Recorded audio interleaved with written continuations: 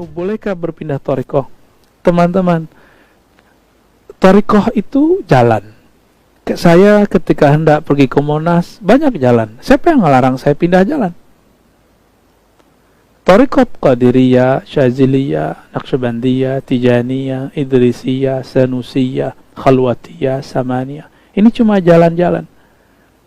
Imam-imam ini tidak akan pernah membatasi muridnya, kecuali imam ini tahu dia punya jalur khusus kepada Nabi. Ini yang terjadi pada Sidi Ahmad Tijani di masa hidupnya. Beliau mengatakan, kalau sudah bersamaku, gak usah ikut yang lain. Kenapa? Karena beliau sudah punya akses langsung, baik secara sanad, keilmuan, ataupun sanad kerohanian. Begitu juga imam-imam yang lain. Tapi itu Imam Ahmad Tijani, wali yang pangkatnya sudah sampai kepada Al-Qutub Al-Ghaus. Apakah muridnya bisa begitu? Belum tentu. Mungkin ada yang begitu, ada yang tidak. Apakah kemudian orang-orang setelahnya begitu? Belum tentu juga. Maka falya'lam rajulun bima fi nafsi, bima fi qalbi. Maka kita tidak boleh kemudian menyamaratakan kalamnya Sidi Ahmad Tijani, kalamnya Sidi Abdul Qadir Jilani, Abul Hasan Syazili, Muhammad Bahaudin Shah Naqsyabandi, lalu kita pukul rata untuk semua mursyid. Tidak. Maulana al-Imam Khalid An-Naqsyabandi Al-Baghdadi thumma Dimashqi. Beliau ini ahli hadis, ahli tafsir, ahli aqidah Ahlussunnah, berthariqah banyak. Tadinya mursyid Qadiriyah. Dari ayahnya dapat ijazah. Tapi karena ayahnya wafat, maka tarbiyahnya merasa beliau belum sempurna, beliau berguru lagi. Beliau kemudian setelah berguru jauh, ya, berguru ke Mekah, sampai ke India, sampai ke mana-mana. Setelah beliau menjadi seorang guru, beliau mengangkat murid menjadi guru sampai ratusan. Lalu orang-orang bertanya, wahai Tuan Syekh, kenapa engkau mengangkat orang yang menurut engkau belum sempurna? Apa jawaban beliau? Aku ingin menyebarkan kebaikan di banyak negeri, di penjuru negeri. Maka bukan berarti orang-orang yang diangkat khalifah kah, muqaddam kah, wakil talqin kah, itu sesempurna gurunya. Maka kalam guru kita harus timbang-timbang dulu. Ini beliau berbicara pada haknya atau berbicara pada hak muridnya secara umum. Kalau tidak, nanti akan menyebabkan tarekat tertutup. Ini yang kemudian membuat orang-orang takut beralih thariqah. Ya. Teman-teman, berthariqah itu sama seperti sekolah. Kurikulumnya sama, tapi berbeda gurunya. Berthariqah itu sama dengan masuk ke resto. Anggap saja rumah makan Padang atau rumah makan Sunda. Nama sama, tapi ketika ahli masaknya berbeda, kita akan berbeda menikmatinya. Kita akan tandain, rumah makan Padang yang ini enak, yang sono tidak enak. Sama-sama rendang, tapi berbeda. Makan liwet Sunda ini enak, yang di sono kurang enak. Kenapa kita berani mengatakan seperti itu? Karena perbedaan cara menyajikan dan rasanya. Teman-teman yang melakukan Allah, jadi bolehkah saya pindah? Boleh, jika tidak ada peningkatan spiritual. Bukan berarti thariqahnya yang tidak meningkat, bukan berarti mursyidnya tidak hebat. Mungkin kita tidak berjodoh dengan mursyid tersebut, mungkin kita tidak sesuai dengan kurikulum yang ada pada thariqah tersebut. Jika demikian, pindahlah. Siru fil ard. Inilah makna ayat itu. Berjalanlah di muka bumi. Ya. Pandanglah dengan mata batin. Kita akan melihat, oh alam ini sangat luas. Berapa jumlah sahabat? 124.000. Sebanyak itulah thariqah di muka bumi. Namun kemudian yang bertahan, mazhab sahabat yang tadinya banyak sekali bertahan cuma 4. Ini disebut mazhab yang 4. Thariqah kemudian di Indonesia diakui 40. Di Mesir lebih daripada 70. Bahkan sekarang sudah mulai 100-an.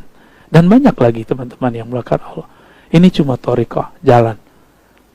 Jika saya tidak cocok dengan satu rumah sakit, suatu dokter, siapa yang melarang saya untuk berpindah ke dokter dan rumah sakit yang lain? Tidak ada. Namun seorang dokter, seorang guru tentunya punya saran. Kalau kamu ingin tuntas dalam pengobatan. Kata dokter, ikuti saya sampai selesai. Saya kasih resep, tolong dikonsumsi dan hindari pantangannya sampai selesai. Tapi ada orang tidak sabar, akhirnya dia berpindah dokter. Kata dokter ini, sabar ikut saya. Dia nggak sabar lagi, dia pindah lagi. Akhirnya 40 dokter pun penyakitnya tidak sembuh karena dia tidak sabar.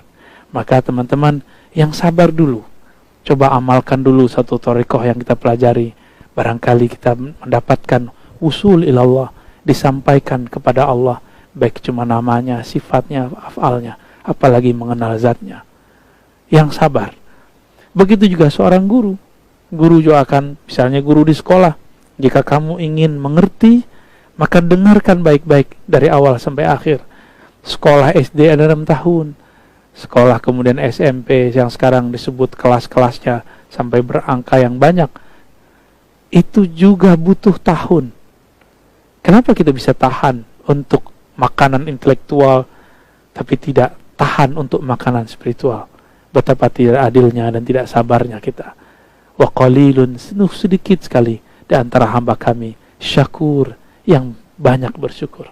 Allah menja'alna minasyakirin. Amin. Yang terakhir tentang ihsan. Apakah masih thariqat? Teman-teman dimakan Allah, jika al-Islam mesti lewat mazhab fikih. Tidak ada lagi jalannya, karena itu warisan ulama salafus saleh. Jika ingin membaca Al-Quran, mesti lewat thariqat tajwid. Tajwid itu juga ada thariqahnya. Jika ingin memahami ragam baca Quran, mesti lewat jalur thariqah qiraat. Maka ada macam-macam qiraat.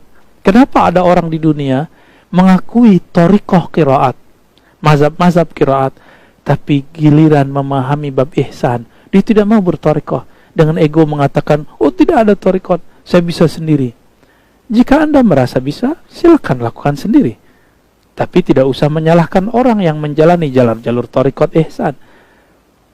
Jika fikih saja melahirkan banyak jalan-jalan, banyak mazhab, apalagi ihsan, maka akan banyak juga jalan menuju Allah. Dan di zaman akhir zaman ini, thariqah itu akan selalu diperbaharui. Contoh sederhana, orang yang ngotot, yang bersikeras dengan keahliannya, seperti seorang artis, mesti tampilnya harus konser. Orang begini akan ditinggal oleh fansnya, orang-orangnya yang suka kepadanya. Kenapa? Zaman sekarang tidak boleh berkumpul. Dia harus berimigrasi dan beradaptasi dengan sosial media. Dia harus punya channel YouTube, dia harus punya Instagram. Kemudian dia berkarya dan disebarkan melalui sosial media. Sama, thariqat itu nggak boleh kolot. Thariqat itu kurikulum. Dia harus diformulasikan, dibungkus sesuai dengan hajat zaman ini. Zaman ini zaman online. Ya sudah, kita bagikan mana yang pantas di-online-kan. Kita tahan mana yang tidak patut di-online-kan. Jika kita berbeda pendapat, teman-teman, tidak masalah. Barangkali di antara kita, di antara sahabat, kiai, wali, habaib, ada yang tidak sepakat dengan saya. Ketika saya membedah satu kitab, dianggap saya ember dan vulgar. Tidak masalah. Bukankah ilmu itu ada ijazahnya? Kita diijazahkan, guru kita menjelaskan ini. Jika antum tidak dapat ijazah, tidak perlu marah. Banyak thariqah kepada Allah. Kita harus, ketika ilmu-ilmu tentang bid'ah sudah dibuka, ilmu tentang sunnah juga harus dibuka. Ketika orang hari ini membuka ilmu-ilmu kebatinan lewat di YouTube, zikir-zikir secara obral di YouTube, kenapa kita tidak juga membuka kajian-kajian yang murni ini, yang bersanad ini lewat sosial media? Kita melarang orang tapi tidak memberikan jalan keluar.